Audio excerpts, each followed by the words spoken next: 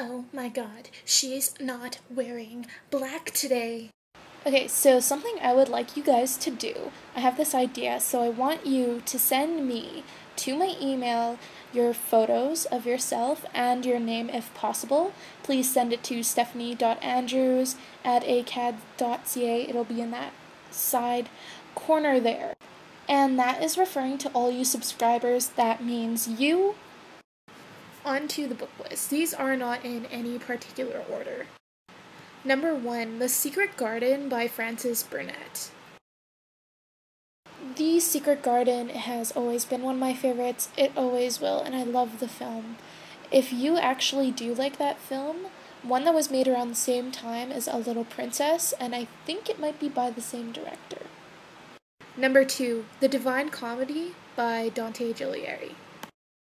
The Divine Comedy is a great piece of ancient literature. It's broken into 3 parts: Inferno, Purgatorio, and Paradiso. If you aren't familiar with those, it's Italian, but essentially it means hell, purgatory, and heaven. And it basically follows Dante, who wants to follow his love up to heaven, where she's an angel currently. There's a lot more to it than that. Don't take my word for it. It's 10 times better, and it'll definitely give you nightmares. Number 3, The Dark Tower by Sharon Stewart.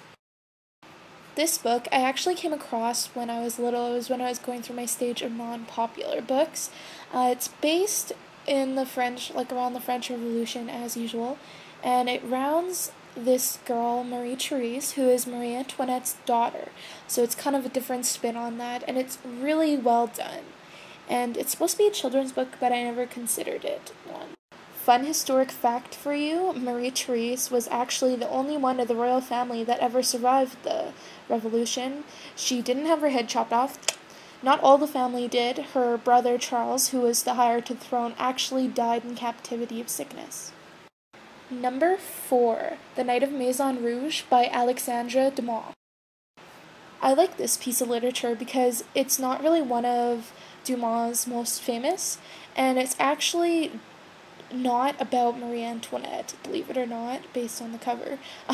It's actually about a soldier named Maurice, and about how he falls in love. It's really a great story. Number 5, J-Pod by Douglas Coupland. J-Pod. Well, this is one of the few nowadays books that I actually like. It seriously describes us every single day. As you know, I made a film about it. I find it absolutely hilarious, so if you want a good laugh, read this book. Number 6, The Merchant of Venice by William Shakespeare. This book is obviously one of my big obsessions. It's my favorite Shakespeare play. I think it has everything in it, like drama, romance, action, death, everything. Essentially, I wouldn't think, don't take me as a person that's like, Shakespeare, I love him and no one else is better. No, I think there's many other playwrights that are just as good, if not better, and I think the school system is really biased. Oh yeah, a little secret of mine, I've secretly always wanted to be in a Shakespeare play. Number 7, Meditations by Marcus Aurelius. This book is one of my absolute favorites. I carry it with me everywhere. It's actually not a novel. It's, if you're not familiar, Marcus Aurelius was a Roman emperor, and this was his book of so-called meditations. It talks about human condition and kind of like how we are as human beings and why we do things and things that we should be doing. Even if you don't agree with what he says, it's seriously a good read. One thing I also like to share, I love this cover of this book.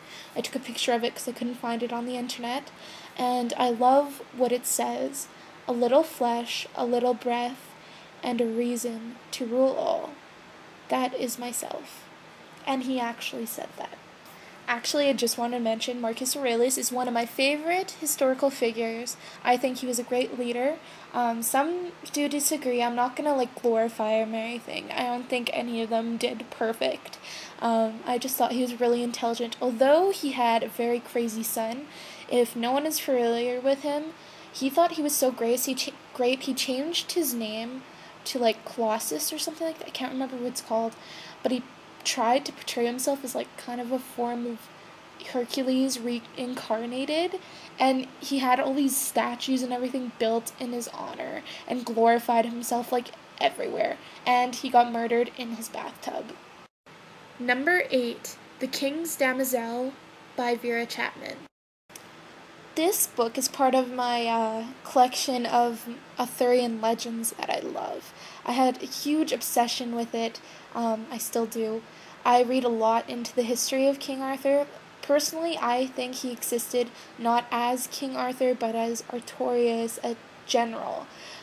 They actually found bones on this place that they believe could have been Avalon, which essentially it was a hill, and it flooded around, so it looked like an island. So they found bones there, and it seems very probable to me. If you don't, that's cool.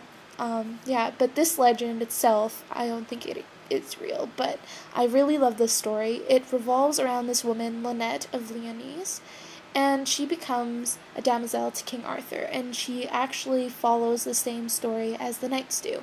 The Grail is in it as well, and there is this one part I love so much. They're describing the Mother of Earth, and the way it's described is so grotesque and so beautiful at the same time. It's just amazing. I love it so much. Number 9, Queen Elizabeth Selected Works, edited by Stephen W. May. Another one of my favorite leaders of all time, Elizabeth I.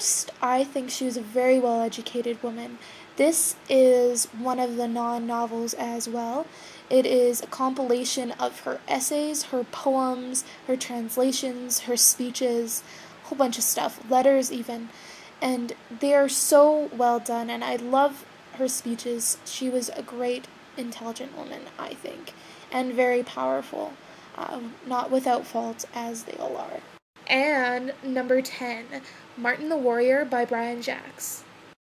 This book is one of my favorites from my childhood. It still is one of my favorites to date. I don't think Brian Jacques' novels are necessarily written for children, although they are portrayed to be. They are very detailed and hard to follow once you get into it. Also, it's very, very gory. I mean, extremely. This book was my absolute favorite. It's the first one of the whole Redwall series, and it made me cry. It was so sad. Brian Jacques is a brilliant writer, I believe. He personalizes animals in a way that no one else ever has, as far as I know, that I've read. And he gives them personalities that you can really understand and relate to. And it's really amazing, and they're just characters you grow to love, and they carry on throughout the whole series. It's just amazing. As for the series that was on TV based on it, I'm not a huge fan. I liked it, but it didn't stay so true to the book. It was also based later in this series of novels, so didn't really like it. Also, if you want to check out other Brian Jacques books, I've heard they're just as great. I haven't read so much of his other series, but he's super old and he's still writing like crazy.